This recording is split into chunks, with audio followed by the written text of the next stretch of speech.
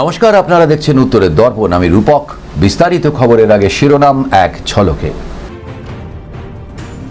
7 দফায় 7 অঙ্গ ভাঙব বিজেপির, মাটিগাড়ায় প্রচারে এসে হুমকি অভিষেকের।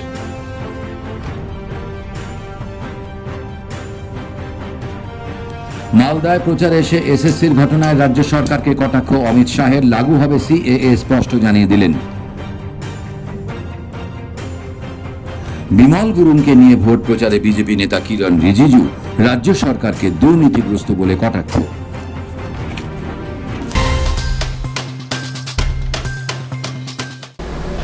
সাত দফায় 7 অঙ্গ ভাঙব বিজেপির। শিলিগুড়ি মহকুমার জনসভা থেকে এমনভাবেই তৃণমূলকে হুঁশিয়ারি দিলেন অভিষেক বন্দ্যোপাধ্যায়। এদিন মাটিগাড়া নকশালবাড়িতে গোপাল লামার সমর্থনে আয়োজিত হয় জনসভা। মঙ্গলবার মাটিগাড়া নকশালবাড়ি ব্লকের অন্তর্গত উত্তরাতে একটি জনসভা করলেন অভিষেক বন্দ্যোপাধ্যায়। দার্জিলিং লোকসভা কেন্দ্রে তৃণমূল কংগ্রেস মনোনীত প্রার্থী গোপাল লামার সমর্থনে এদিন ভোট প্রচার করেন অভিষেক। সেখানে বিজেপিকে একহাত নিলেন তিনি। তার কথায়, গণতান্ত্রিক পদ্ধতিতে ভোটের এক এক দফায় বিজেপির এক এক অঙ্গ ভাঙব।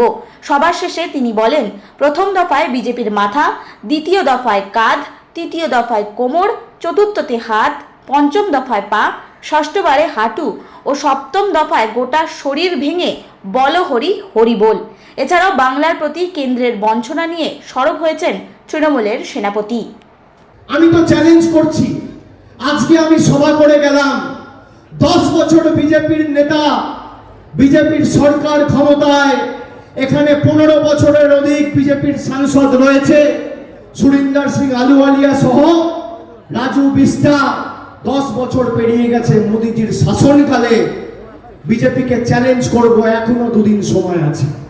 বিজেপির কোন সর্বভারতীয় রাজ্য নেতার ক্ষমতা থাকলে 10 বছরের দার্জিলিং এর রিপোর্ট কার্ড আর শিলিগুড়ির রিপোর্ট কার্ড নিয়ে এসে মানুষের সামনে তুলে ধরুক। একদিকে আমি থাকবো, আর একদিকে বিজেপির নেতা থাকবে। ধর্মের নামে নয়, কর্মের নামে প্রতিযোগিতা হবে। তথ্য পরিসংখ্যানকে সামনে রেখে লড়াই হবে। তুমি 10 বছরে কি করেছো, আর আমাদের মামাটি মানুষের সরকার গত 12-13 বছরে পাহাড়, সমতল, শিলিগুড়ি, মাটিগাড়া, চা বাগানের শ্রমিকের জন্য কি করেছে, মহিলাদের জন্য কি করেছে, এসটিদের জন্য কি করেছে। এর মধ্যে জিটিএ করে পাহাড়ে শান্তি প্রতিষ্ঠা করেছে। একইভাবে আগামী 4 তারিখ ফল বেরোবে দিল্লিতে, দেশের বুকে একটা গণতান্ত্রিক, মানুষের স্বার্থে কাজ করা, ধর্মনিরপেক্ষ প্রগতিশীল সরকার তৈরি হবে। আর আমরা এই 11টা গোর্খা জনজাতিকে তপশিলি তালিকাভুক্ত করব। আমি আপনাকে এই সভা থেকে গ্যারান্টি দিয়ে যাচ্ছি। দার্জিলিং লোকসভা কেন্দ্রের বিজেপি প্রার্থী রাজু বিস্তার সমর্থনে শিলিগুড়িতে রোড শো করলেন বিরোধী দলনেতা শুভেন্দু অধিকারী। এই রোড শোতে দেখা গেল প্রচুর বিজেপি কর্মী সমর্থকদের ভিড়। মঙ্গলবার বিকেলে শিলিগুড়ি হাসমি চকে এই রোড শো শুরু হয়। শিলিগুড়ি হিলকার রোড হয়ে মাল্লাগুড়িতে গিয়ে শেষ হয় এই রোড শো। এদিন উপস্থিত ছিলেন শুভেন্দু অধিকারী, সঙ্গে ছিলেন প্রার্থী রাজু বিস্তার সহ বিজেপির অন্যান্য নেতৃত্বরা। মানুষের ভিড়ও ছিল লক্ষ্য করার মতো। রোড শো শেষে মাল্লাগুড়ি হনুমান মন্দিরে পুজো দেন শুভেন্দু। এদিন রোড শো থেকে তৃণমূলকে কটাক্ষ করেন তিনি। আর উত্তরবঙ্গ বিরোধী মমতা ব্যানার্জি তার ভাইপোকে লোক মুতোর জবাব দেবে। আজকে অমিত শাহজি করণদিঘিতে বলে গেছে উত্তরবঙ্গে এইমস হবে, মমতার বাধা কাটিয়ে এইমস হবে। উত্তরবঙ্গে এইমস হবে, মমতা ব্যানার্জির বাধা কাটিয়ে হবে, কেন্দ্রীয় সরকারের জমিতে হবে, অমিত শাহজি বলে গেছে।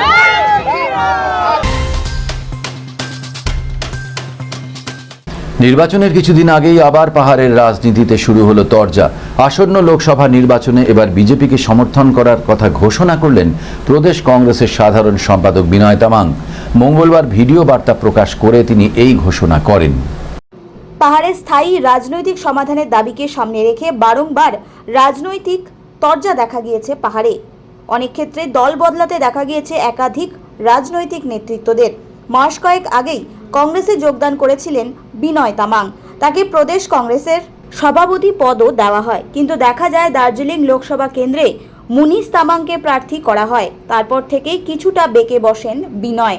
আজ দার্জিলিং লোকসভা কেন্দ্রের বিজেপি প্রার্থী রাজু বিস্টাকে সমর্থন করার কথা জানিয়েছেন তিনি। তার কথায় পাহাড়ে দুর্নীতি রুখতে ও সমস্যার সমাধানের জন্য রাজু বিস্টাকে জয়ী করা প্রয়োজন, ফলে সকলে যাতে রাজু বিস্টাকে ভোট দেয় তার আবেদন জানান তিনি।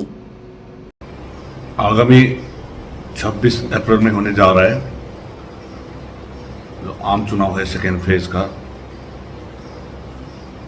उसको देखते हुए दार्जिलिंग पहाड़ वासियों, सिलगड़ी समतल वासियों और डुवर्स वासियों को और गोरखाओं को न्याय दिलाने के लिए और उनका हित के लिए भारतीय जनता पार्टी का जो उम्मीदवार दार्जिलिंग पार्लियामेंट्री कंस्टिट्यूएंसी से है श्री राजू बिष्ट जी, उनको मैं समर्थन करता हूं। और जितना भी पहाड़वासी हैं, सिलगड़ी समतल वासी हैं, और मेरा जो समर्थक है, मेरा सहयोगी है, जो मेरा दोस्त लोग है, जो मेरा ब्रदर्स एंड सिस्टर्स है, और जो मेरा आज तक मेरा राजनीतिक यात्रा में साथ दिया था, और आम नागरिक को मैं अपील करता हूं कि आने वाला 26 अप्रैल में भारतीय जनता पार्टी को और उनका उम्मीदवार श्री राजू बिष्ट जी को अपना वोट डालें और विजय बनाएं।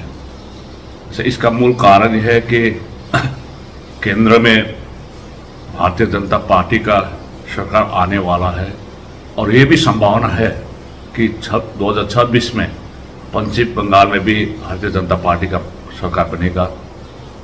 और जो भी दार्जिलिंग पहाड़ का, सिलगड़ी समतल का, डुवर्स का अभी तक का जो भी है राजनीतिक न्याय की बात हम लोग कर रहे हैं और संवैधानिक न्याय की बात कर रहे हैं, इस सब न्याय दिलाने के लिए अब जो आने वाला सरकार है उनको ही सपोर्ट करने के लिए ये निर्णय लिया है।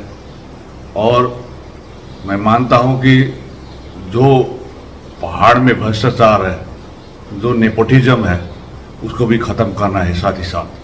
तो इस सभी वस्तु स्थिति को देखते हुए ये हम लोग ने निर्णय लिया। और फिर भी मैं दोहराना चाहता हूं कि आने वाला 26 तारीख अप्रैल में जो होने जा रहा है दार्जिलिंग पार्लियामेंट्री कॉन्स्टिट्यूएंसी का चुनाव, इसमें भारतीय जनता पार्टी का जो प्रत्याशी है श्री राजू बिष्ट जी, उनको हम लोग समर्थन करेंगे और उनको वोट डालेंगे। नमस्ते।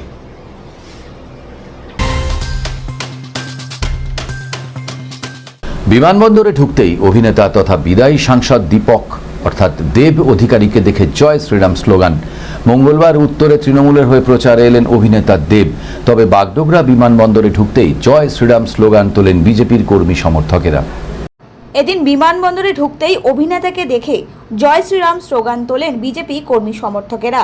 তবে অভিনেতা তাদের হাসি মুখে আলিঙ্গন করে।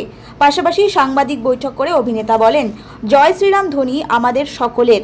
পাশাপাশি জয়ের ব্যাপারে তিনি 100% নিশ্চিত বলেও জানান। তৃণমূল সূত্রে জানা যায়, উত্তর ও দক্ষিণ দিনাজপুর জেলায় আগামী দুদিন দেবের রোড শোর পাশাপাশি মহা মিছিলের আয়োজন করা হয়েছে। হ্যাঁ, কিছু বলার নেই। আমার মনে হয় কি বাংলার মানুষকে অনুরোধ করবো, রায়গঞ্জ আর উত্তর দিনাজপুরের মানুষকে অনুরোধ করবো কি তৃণমূল পক্ষে যেন থাকে এবং আমাদের নেত্রী, আমাদের দল যা যা করেছে গত 13 বছরে রাজ্য সরকারে, এবং যেটা মানুষকে বলবে এবং মানুষ মানুষ যেটা ডিসাইড করবে তারপরে কে কাকে ভোটটা দেবে সেটা পুরোপুরি তাদের গণতান্ত্রিক অধিকার। কেমন দেখছেন এবার? খুব ভালো, very positive, very optimistic, very positive. এবং আমি তো অনেক জায়গায় যাচ্ছি, এবারে প্রচণ্ড পজিটিভ একটা সাড়া পাচ্ছি আমরা। এবং আমরা কোথাও যেন যেইটা 2019-এ হয়েছিল, আমার মনে হয় না সেই ভুলটা এবারে হবে আমাদের পক্ষ থেকে। এবং এবারে সিটের অনুমানটা অনেকটাই বাড়বে এবং সেটা সময়ের অপেক্ষা। দেখো, আমি আমার দলের হয়ে চাইবো কি আমার 3টে সিটই আমার দল জিতুক। মানে এটা তো অন্যায় না। মানে আমার মনে হয় কি প্রত্যেকটা দলের যারা প্রচার করতে আসছে বা স্টার প্রচারক যারা আছে তারা নিশ্চয়ই চাইবে তাদের দলই জিতুক। সেরকমই আমিও চাই এই যে 3টে সিট আমি আগে প্রচার করে গেছি, সেই 3টে সিটের জন্য আমরাই জিতি। এবং যেই 2টো সিটের জন্য এসেছি আজকে বা কালকে যেগুলো আমি প্রচার করতে যাবো সেগুলো আমি চাইবো, আমি তো চাইবো 42টা থেকে 42টাই আমরা জিতি। বাট আমার মনে হয় আমি চাইলে তো শুধু হবে না, এবং যে কোনো দলের স্টার প্রচারক চাইলেই যে হবে তার কোনো মানে নেই। মানুষ কাকে বেশি বিশ্বাস করবে, মানুষ কার কাজকে চোখের সামনে দেখছে বা কার কাজকে শুধু জুমলাবাজি দেখছে, তাকেই মানুষ ভোটটা দেবে। তো আমি কি চাইছি, অন্য দল কি চাইছে, তার চেয়ে বড় কথা হচ্ছে মানুষ কি চাইছে। কেন্দ্রীয় সরকারের টালবাহানার জন্য এখনও চালু হচ্ছে না উত্তরবঙ্গ মেডিকেল কলেজ হাসপাতালের সুপার স্পেশালিটি ব্লক। রোগী কল্যাণ সমিতির বৈঠক শেষে এমনটাই মন্তব্য করেছেন সমিতির চেয়ারম্যান গৌতম দেব। তার অভিযোগ, বিরোধীরা এই সমিতির সদস্য হলেও কোনো বৈঠকেই তাদের দেখা যায় না। কেন্দ্রের অসহযোগিতার কারণে হয়রানির শিকার হতে হচ্ছে রোগীদের।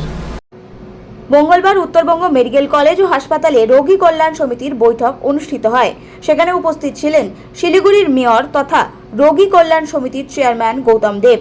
এদিন হাসপাতালে চলা বিভিন্ন কাজ নিয়ে আলোচনা করা হয়। পাশাপাশি বৈঠক শেষে সংবাদ মাধ্যমকে তিনি বলেন, সুপার স্পেশালিটি ব্লক সম্পূর্ণভাবে চালু করার জন্য মুজাফফরপুর থেকে বেশ কিছু যন্ত্র, সামগ্রী ইত্যাদি কেন্দ্র সরকারের আনানোর কথা ছিল, কিন্তু এখনো পর্যন্ত সেই সমস্ত সামগ্রী এখনো আসেনি। ফলে এই ব্লক সম্পূর্ণভাবে চালু করা যাচ্ছে না, তাতে সমস্যায় পড়ছেন রোগীরা। তিনি বলেন, এই হাসপাতাল ও উত্তরবঙ্গ বিশ্ববিদ্যালয় দুটোকেই বিশ্বমানের হাসপাতাল ও শিক্ষা প্রতিষ্ঠান করা হবে। তার জন্য ইতিমধ্যেই প্রস্তুতি শুরু হয়েছে, তবে নির্বাচনের আচরণবিধি থাকায় বিস্তারিত এখনও জানানো যাবে না।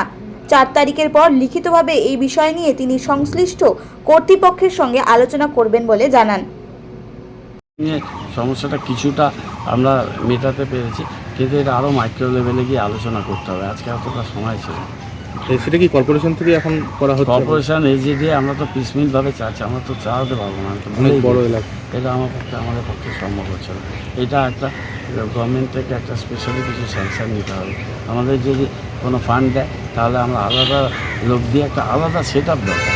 এটা আমাদের সেট আপ ওখানেই আমরা পাচ্ছি না ঠিকমতো পরিষেবা দিতে। আমি এখানে কীভাবে কতদিন করতে হবে, অল্প কিছুদিন করে দিতে পারি। ফার্স্ট গাড়িটা দিয়েছে, কিন্তু এটা নিয়ে আমার যেটা ঠিক হয়েছে যে আমি নিগম সাহেবের সাথে একটা রিসিভ করবো আমাদের কয়েকজন ডাক্তারবাবুদের নিয়ে, এবং তারপর স্বাস্থ্য ভবনে একটা পুরো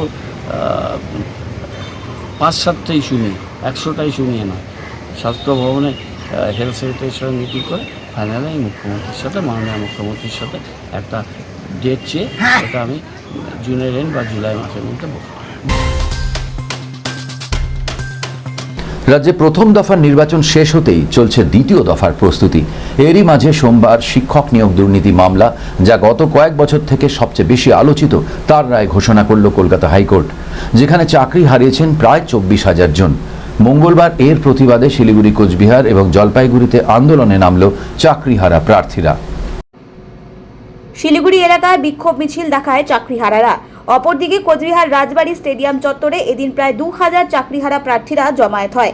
তাদের কথায়, সুপ্রিম কোর্ট যদি তাদের দাবি মেনে না নেয় তাহলে আগামীতে বৃহত্তর আন্দোলনে নামবেন তারা।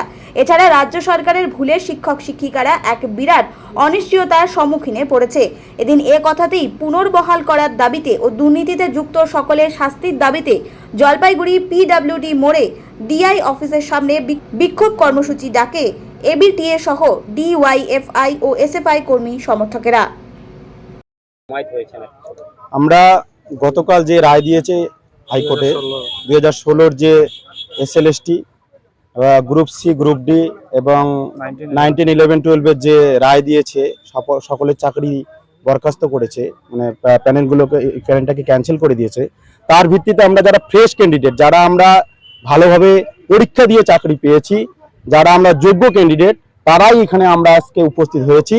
আমরা সবাই সংঘবদ্ধ হয়েছি যাতে আমরা ভবিষ্যতে আমাদের পদক্ষেপ কি হবে সেটা নির্বাচন করতে পারি। আজকে কোর্ট যেটা আমাদের করলো, আমরা কোর্টের যে রায়, সেই রায় আমরা সন্তুষ্ট নই। আমরা এক কথায়, কোর্ট আমাদেরকে মৃত্যু বান ঠেলে দিয়েছে, এবং রাজ্য সরকার কি করেছে, এসএসসি কি করেছে সেটা ওদের ব্যাপার, ওরা কি করেছে সেটা ওদের ব্যাপার। তার জন্য আমরা যে ভুক্তভোগী হয়েছি, আমরা আজকে অনেকেই আমাদের শেষ সম্বলটুকু হারিয়ে ফেলেছি, আমাদের বয়স শেষ। আমরা এতদিন চাকরি করেছি, চাকরি করার পর আজকে যে পরিস্থিতিতে আমাদের ফেলে দিয়েছে, সেটা আমাদের মেনে নেওয়া কোনোভাবেই সম্ভব না। আমি সোমা সরকার শালবাড়ি হাই স্কুল থেকে বলছি। অ্যাকচুয়ালি যেটা হাইকোর্ট যেটা রায় দিয়েছেন সেটার বিষয়ে আমি কখনোই বলবো না যে ওনারা খুঁজবেন না, যারা অযৌক্তিকভাবে চাকরি পেয়েছেন তাদেরকে অবশ্যই খুঁজে বের করা দরকার, কিন্তু সেই অযৌক্তিকভাবে চাকরি করা যারা পেয়েছে তাদেরকে খুঁজে বের করতে গিয়ে আমরা যারা যোগ্যভাবে পেয়েছি, আজকে যারা রাস্তায় ধর্ণা দিয়ে বসে রয়েছে তাদের মতোই আমরাও কিন্তু একাধারে যোগ্যতা সম্পন্ন। এবার তাহলে সেই অযোগ্যদের খুঁজে বের করতে গিয়ে আজকে আমাদের সঙ্গে কিন্তু অন্যায় করা হলো। আমার নাম তানিয়া গাঙ্গুলি, আমি ক্রান্তি রাজাডাঙ্গা PM হাই স্কুলের জীবনবিজ্ঞানের শিক্ষিকা, আমার বাড়ি শিলিগুড়ি।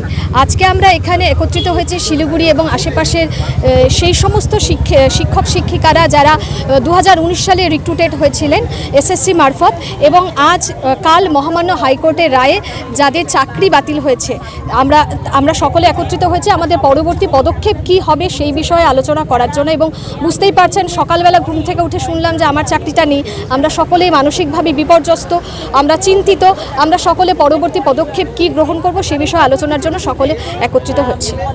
আচ্ছা, আমরা 4টে সংগঠন, নিখিলবঙ্গ শিক্ষক সমিতি ABTA, নিখিলবঙ্গ প্রাথমিক শিক্ষক সমিতি ABPTA, ভারতের ছাত্র ফেডারেশন SFI এবং ভারতের গণতান্ত্রিক যুব ফেডারেশন DYFI, এই 4টে সংগঠনের পক্ষ থেকে আজকে আমরা এখানে একটা বিক্ষোভ কর্মসূচি নিয়েছি।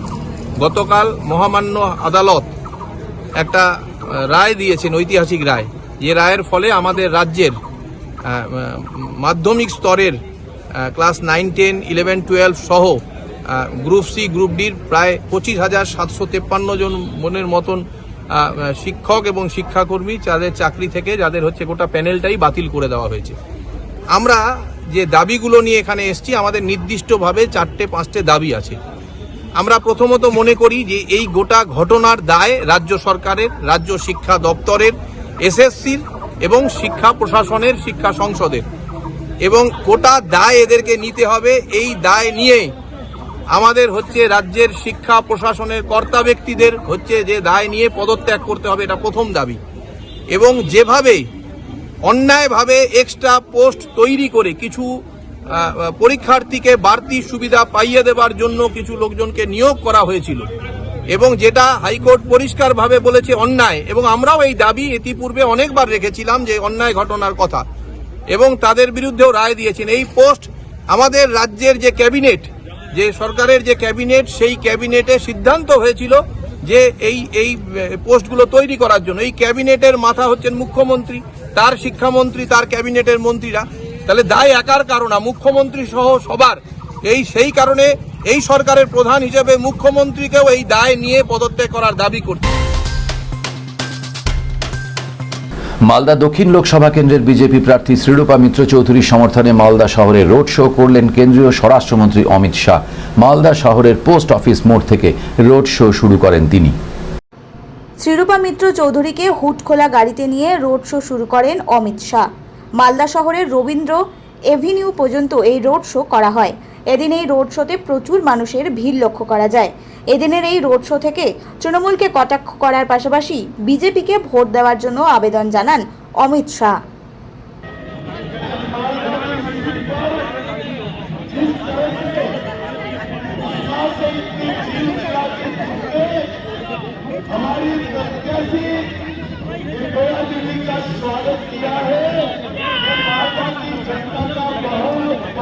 धन्यवाद करना चाहता हूं। ममता दीदी के शासन में करप्शन का शासन चालू हो गया। उनके मंत्रियों के घर से 50 करोड़ 75 करोड़ रुपया केस मिलती। गरीब युवा को नौकरी देने के लिए 10 से 15 लाख की रिश्वत ली जाती है। यहाँ पर घुसने का नाम नहीं ले रहे। बांग्लादेश से आए हुए हिंदू, बौद्ध, सिख, जैन शरणार्थियों को नागरिकता देने का ममता दीदी विरोध कर रही है। मुझे बताओ भाइयों बहनों, ये आना चाहिए, आना चाहिए, हाथ लगाओ, हाथ लगाओ, आना चाहिए।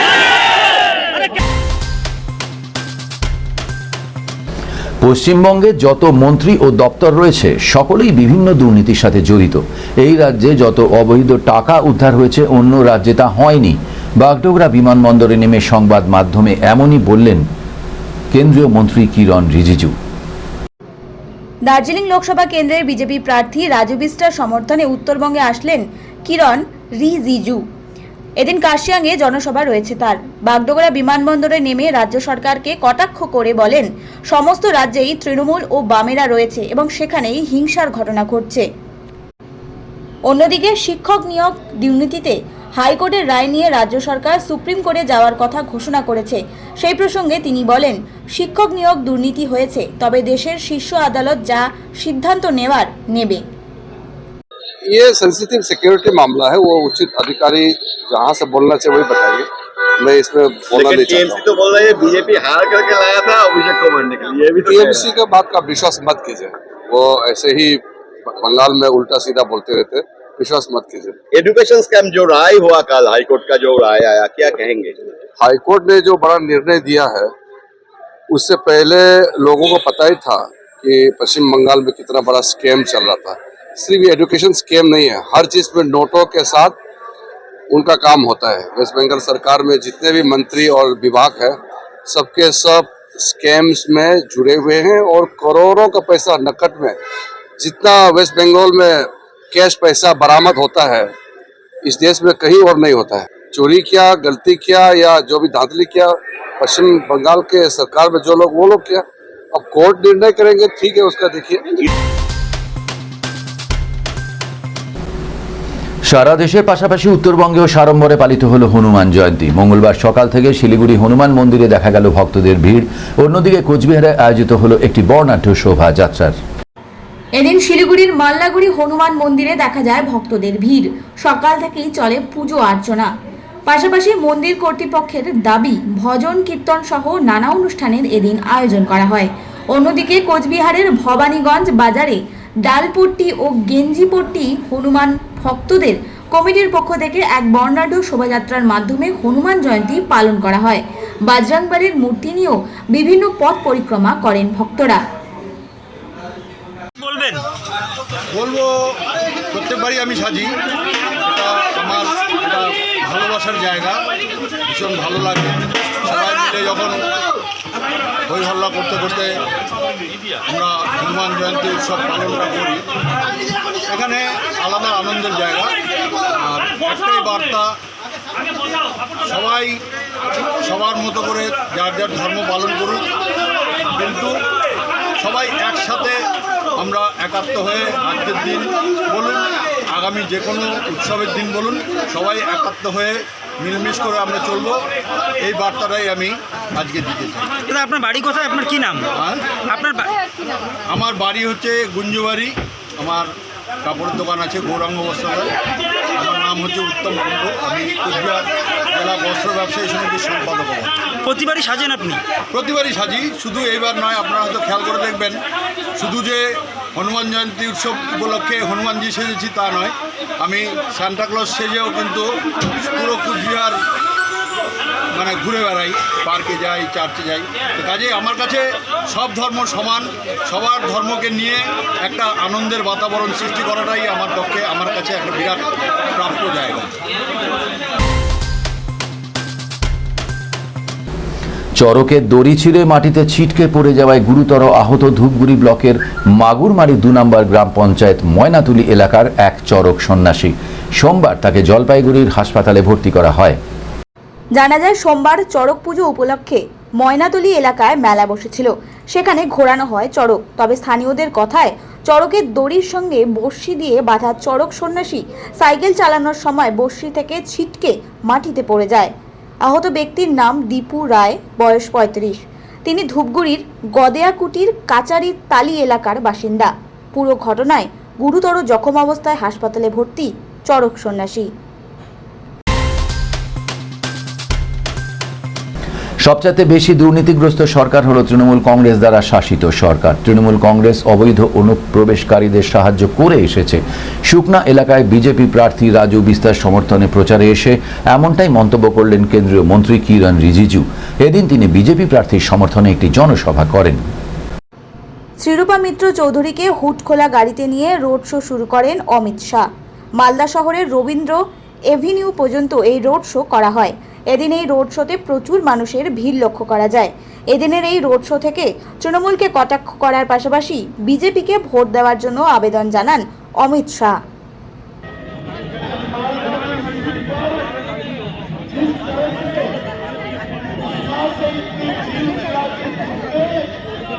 हमारी प्रत्याशी इंदिरा दीदी का स्वागत किया है।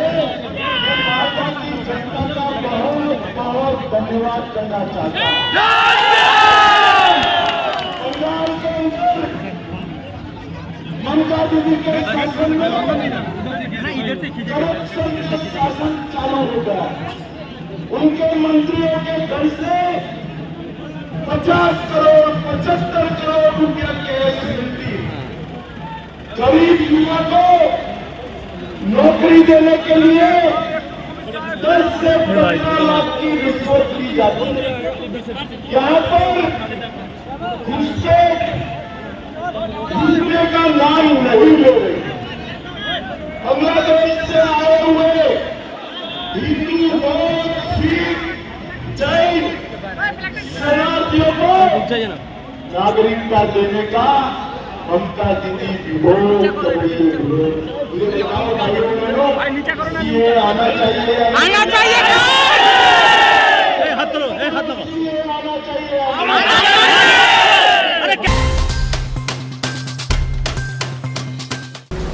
শেষ করবার আগে খবরের শিরোনাম আরও একবার। 7 দফায় 7 অঙ্গ ভাঙব বিজেপির, মাটিগাড়ায় প্রচারে এসে হুমকি অভিষেকের।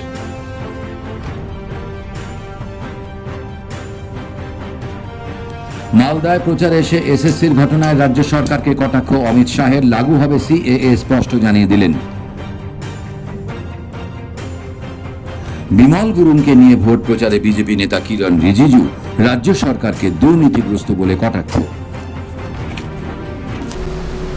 এখনকার মতো এ পর্যন্তই। দেখতে থাকুন উত্তরের দর্পণ, উত্তরের প্রাণের স্পন্দন।